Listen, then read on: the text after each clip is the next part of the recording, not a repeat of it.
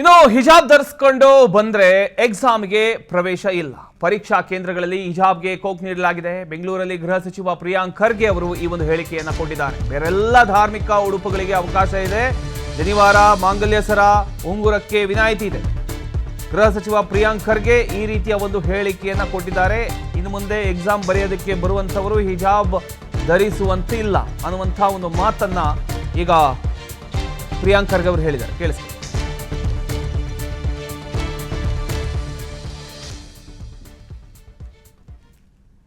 ಇರ್ಬೋದು, ಲಿಂಗ ಇರ್ಬೋದು, ಉಡ್ದಾರ ಇರ್ಬೋದು, ತಾಯ್ತ ಇರ್ಬೋದು, ರುದ್ರಾಕ್ಷಿ ಇರ್ಬೋದು, ಕೈಗೆ ಕಟ್ಟುವ ಧಾರ್ಮಿಕ ಕ್ಷೇತ್ರದ ದಾರಗಳಿರ್ಬೋದು, ಇವೆಲ್ಲನೂ ಕೂಡ ಅಲವ್ ಇದೆ.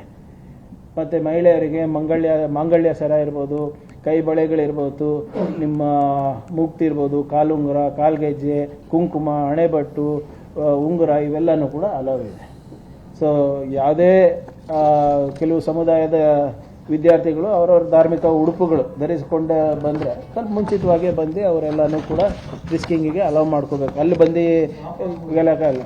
ಹೆಡ್ ಸ್ಕಾರ್ಫ್ ಇದೆ, ಅದೇ ಹಿಜಾಬ್ ಇಲ್ಲ, ಹೆಡ್ ಸ್ಕಾರ್ಫ್ ಇದೆ. ಅದನ್ನು 2.5 hours ಮುಂಚೆ ಬಂದು ಎಲ್ಲ ಚೆಕ್ ಮಾಡಿಸ್ಕೊಳ್ಳಿ. We have no issues. ಯಾವುದಕ್ಕೂ ನಮಗೆ ನಮ್ಮ ಇಂಟ್ರೆಸ್ಟ್ ಏನಿದೆ ಸರ್, ನಮ್ಮ ಮಕ್ಕಳಿಗೆ ಉಜ್ವಲ ಭವಿಷ್ಯ ಕೊಡೋದು ನಮ್ಮ ಜವಾಬ್ದಾರಿ. ಎಸ್, ಇದು ಗೃಹ ಸಚಿವರಾಗಿರತಕ್ಕಂಥ ಪ್ರಿಯಾಂಕ್ ಖರ್ಗೆ ಅವರ ಒಂದು ಹೇಳಿಕೆ. ಈಗ ಏನು ಎಕ್ಸಾಮ್ ನಡೆಯುತ್ತೆ, ಆ ಎಕ್ಸಾಮ್ಗೆ ಈ ಜನಿವಾರ, ಉಂಗುರ ಎಲ್ಲವನ್ನ ಕೂಡ ಹಾಕೋಬಹುದು, ಅದಕ್ಕೆ ವಿನಾಯಿತಿ ಇದೆ. ಆದರೆ ಹಿಜಾಬನ್ನ ಮಾತ್ರ ಯಾವುದೇ ಕಾರಣಕ್ಕೂ ಧರಿಸುವಾಗಿಲ್ಲ ಅನ್ನುವಂಥ ಒಂದು ಹೇಳಿಕೆಯನ್ನ ಸುದ್ದಿಗೋಷ್ಠಿ ನಡೆಸಿ ಅವರು ಈಗ ಹೇಳಿಕೆಯನ್ನ ಕೊಟ್ಟಿದ್ದಾರೆ.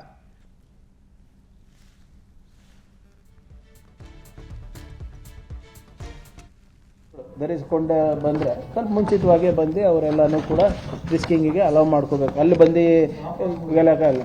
ಹೆಡ್ ಸ್ಕಾರ್ಫ್ ಇದೆ, ಅದೇ ಹಿಜಾಬ್ ಇಲ್ಲ, ಹೆಡ್ ಸ್ಕಾರ್ಫ್ ಇದೆ.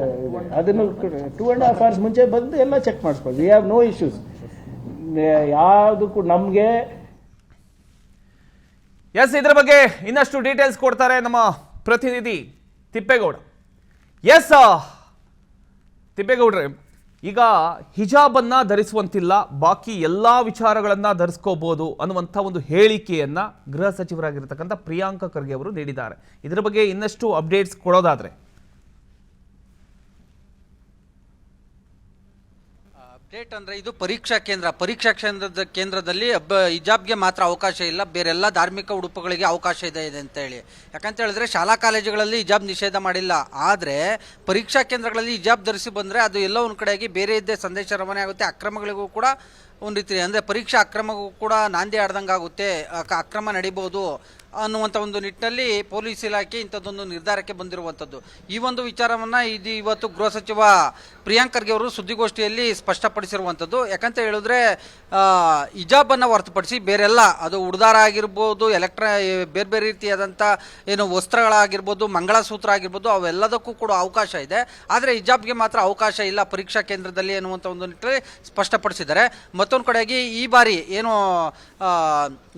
ನೀಟ್ ಗೊಂದಲದಂತೆ ಈ ಬಾರಿ ಏನು ರಾಜ್ಯದಲ್ಲಿ ನಡೀತಾ ಇರ್ತಕ್ಕಂಥ ನೇಮಕಾತಿ ಪರೀಕ್ಷೆಗಳಲ್ಲಿ ಒಂದು ರೀತಿ ಅಕ್ರಮಗಳಾಗಬಾರ್ದು ಅನ್ನುವಂಥ ನಿಟ್ಟಿನಲ್ಲಿಯೇ ಮುಂಜಾಗ್ರತೆಯನ್ನು ಕೈಗೊಂಡಿದ್ದೀವಿ ಅನ್ನುವಂಥ ಮಾತನ್ನು ಇವತ್ತು ಸುದ್ದಿಗೋಷ್ಠಿಯಲ್ಲಿ ಹೇಳಿರುವಂಥದ್ದು. ಯಾಕಂತ ಹೇಳಿದ್ರೆ ಇದೇ ವಿಚಾರವಾಗಿ ನಿನ್ನೆ ಮುಖ್ಯಮಂತ್ರಿ ಡಿ.ಕೆ. ಶಿವಕುಮಾರ್ ಅವರ ನೇತೃತ್ವದಲ್ಲಿ ಪೊಲೀಸ್ ಇಲಾಖೆ ಮತ್ತು ಹಿರಿಯ ಅಧಿಕಾರಿಗಳ ಜೊತೆ ಸಭೆಯನ್ನು ನಡೆಸಿದ್ದಾರೆ. ಮತ್ತೊಂದು ಕಡೆಗೆ ಎಲ್ಲ DC SP-ಗಳಿಗೂ ಕೂಡ ಪ್ರತ್ಯೇಕವಾದಂಥ ಒಂದು ಸೂಚನೆಯನ್ನು ಕೂಡ ಕೊಟ್ಟಿರುವಂಥದ್ದು. ಎಸ್ಪೆಷಲಿ ಏನು ಪರೀಕ್ಷಾ ಕೇಂದ್ರಗಳ ಸುತ್ತಮುತ್ತ ವ್ಯಾಪಕವಾದಂಥ ಒಂದು ಭದ್ರತೆ, ಮತ್ತೊಂದು ಕಡೆಯಾಗಿ ಪಾರ್ಕಿಂಗನ್ನು ಕೂಡ ನಿಷೇಧ ಮಾಡಲಾಗಿದೆ. ಯಾವುದೇ ರೀತಿಯಾದಂಥ ಎಲೆಕ್ಟ್ರಾನಿಕ್ ವಸ್ತುಗಳನ್ನು ಕೂಡ ನಿಷೇಧ ಮಾಡಲಾಗಿರುವಂಥದ್ದು. ಎಸ್ಪೆಷಲಿ ಈ ಬಾರಿ ಕರ್ತವ್ಯ ನಿರತ ಸಿಬ್ಬಂದಿಯೂ ಕೂಡ, ಅಧಿಕಾರಿಗಳು ಕೂಡ ಮೊಬೈಲ್ ಬಳಕೆಯನ್ನು ಮಾಡುವಂತಿಲ್ಲ ಅನ್ನುವಂಥ ನಿಟ್ಟಿನಲ್ಲಿ ಒಂದು SOP-ಯನ್ನು ಹೊರಡಿಸಿರುವಂಥದ್ದು. ಮತ್ತೊಂದು ಕಡೆಯಾಗಿ ಪರೀಕ್ಷಾ ಕೇಂದ್ರದಲ್ಲಿ ಅಂದರೆ ಕ್ಲಾಸ್ ರೂಮ್ಗಳಲ್ಲಿ ಜಾಮರ್ ಅಳವಡಿಕೆಯನ್ನು ಮಾಡಿದ್ದೀವಿ, CC ಕ್ಯಾಮ್ರಾವನ್ನು ಕೂಡ ಮಾಡಿರುವಂಥದ್ದು. ಎಸ್ಪೆಷಲಿ ಏನು ಪರೀಕ್ಷಾ ಆರಂಭಕ್ಕೂ ಮುನ್ನ ಏನು ಕ್ವಶನ್ ಪೇಪರ್ ಏನಿದೆ, ಎನ್ವಲಪ್ ಏನಿದೆ, ಅದು ಓಪನ್ ಆಗ್ತವೆ ಅನ್ನುವಂಥ ನಿಟ್ಟಲ್ಲಿ ಸಾಕಷ್ಟು ಆರೋಪಗಳು ಕೂಡ ಏನು ಕೇಳಿ ಬಂದಿದ್ದು. ಆ ಒಂದು ಆರೋಪದಿಂದ ಪಾರಾಗಬೇಕು, ಮತ್ತೊಂದು ಕಡೆಗೆ ಅಂಥದ್ದೊಂದು ಆರೋಪಗಳು ಕೇಳಿಬರಬಾರ್ದು, ಪಾರದರ್ಶಕವಾಗಿ ಈ ಒಂದು ನೇಮಕಾತಿ ಪ್ರಕ್ರಿಯೆ ನಡೀಬೇಕು ಅನ್ನುವಂಥ ಒಂದು ನಿಟ್ಟಲ್ಲಿ ಈ ಬಾರಿ ಆ ಒಂದು ಟ್ರಂಕ್ಗಳನ್ನು ಏನು ಯಾರು ನಿಯೋಜಿತ ಅಧಿಕಾರಿಗಳೇನಿದ್ದಾರೆ ಅವ್ರು ಮಾತ್ರ ಓಪನ್ ಮಾಡಬೇಕು. ಬೇರೆ ಅಧಿಕಾರಿಗಳು ಓಪನ್ ಮಾಡೋದಕ್ಕೆ ಹೋದರೆ ಅದು ಓಪನ್ ಆಗೋದಿಲ್ಲ, ಅನ್ಲಾಕ್ ಆಗುತ್ತೆ. ಮತ್ತೊಂದು ಕಡೆಗೆ ಏನು 5 ಅಭ್ಯರ್ಥಿಗಳಿಂದ ಪರೀಕ್ಷೆ ಬರೆಯುವಂಥ 5 ಅಭ್ಯರ್ಥಿಗಳ ಸಮ್ಮುಖದಲ್ಲಿ ಆ ಒಂದು ಕ್ವಶನ್ ಪೇಪರನ್ನು ಓಪನ್ ಮಾಡಿ ಆ ಬಳಿಕ ಹಂಚಿಕೆ ಮಾಡಲಾಗುತ್ತೆ. ಎಸ್ಪೆಷಲಿ ಪ್ರತಿ ಕ್ಲಾಸ್ ರೂಮ್ನಲ್ಲಿ 25 ಮಂದಿ ಅಭ್ಯರ್ಥಿಗಳಿದ್ದಾರೆ. ಆ 25 ಅಭ್ಯರ್ಥಿಗಳಿಗೂ ಕೂಡ ರ್ಯಾಂಡಮ್ ಆಗಿ ಬೇರೆ ಬೇರೆ ರೀತಿಯಾದಂಥ ಒಂದು ಪ್ರಶ್ನೆ ಪತ್ರಿಕೆಗಳನ್ನ ಕೊಡ್ತೀವಿ. ಯಾಕಂತ ಹೇಳಿದ್ರೆ ನಕಲು ಮಾಡುವಂಥ ಒಂದು ನಿಟ್ಟಿನಲ್ಲಿ ಕಾಪಿ ಹೊಡೆಯೋದಕ್ಕೂ ಕೂಡ ಇಲ್ಲಿ ಅವಕಾಶ ಇರೋದಿಲ್ಲ ಅನ್ನುವಂಥ ಒಂದು ನಿಟ್ಟಿನಲ್ಲಿ. ಮತ್ತೊಂದು ಕಡೆಯಾಗಿ ಕಾರ್ಗೋಸ್ ಪ್ಯಾಂಟ್ ಆಗಿರ್ಬೋದು, ಬೇರೆ ಬೇರೆ ರೀತಿಯಾದಂಥ ವಸ್ತ್ರಗಳನ್ನು ಕೂಡ ಇಲ್ಲಿ ನಾವು ನಿಷೇಧವನ್ನು ಮಾಡಿದ್ದೀವಿ.